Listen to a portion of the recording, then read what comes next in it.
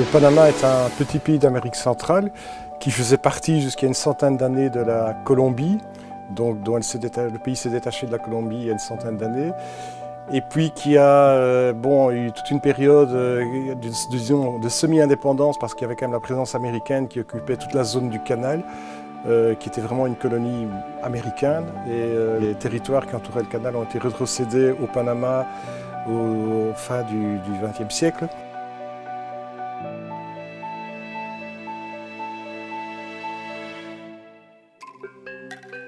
Avec leur toute fraîche complète indépendance, les Panaméens ne peuvent utiliser que depuis quelques années les revenus de cette liaison entre les océans Atlantique et Pacifique pour notamment développer leur pays où seules les infrastructures jugées utiles par les Américains, aéroports et zones logistiques, avaient jusque-là été créées. L'économie du Panama, on peut dire, repose sur deux grands piliers. Le canal de Panama, avec l'autorité du canal de Panama qui gère le canal et ses revenus, et le secteur financier et bancaire. Et on peut dire qu'une troisième activité, mais dont les revenus ne retombent pas tellement dans le pays, c'est la zone franche de Colón, qui se trouve sur la côte atlantique à 80-100 km de Panama City. Pour ce qui est des secteurs porteurs au Panama, retenons les infrastructures tous azimuts, l'énergie dont la génération et la distribution sont privatisées, évidemment la logistique et les activités portuaires, les télécommunications en plein essor et le secteur tertiaire en quête de dynamisation.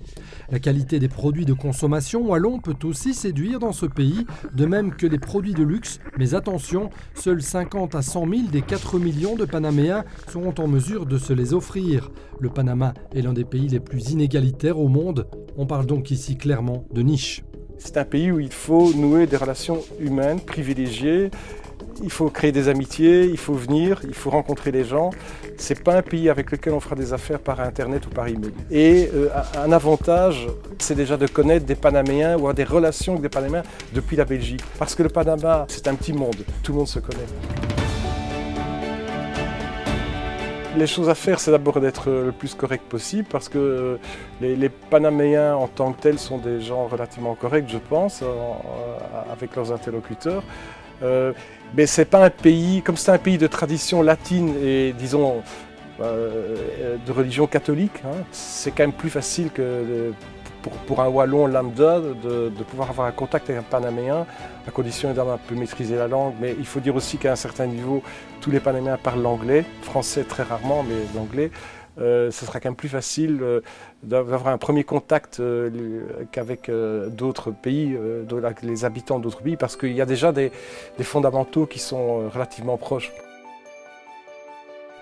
Enfin, pour ce qui est de l'image de paradis fiscal du Panama, même si elle témoigne d'une réalité, elle doit être découplée de l'intérêt porté par nos exportateurs à ce pays.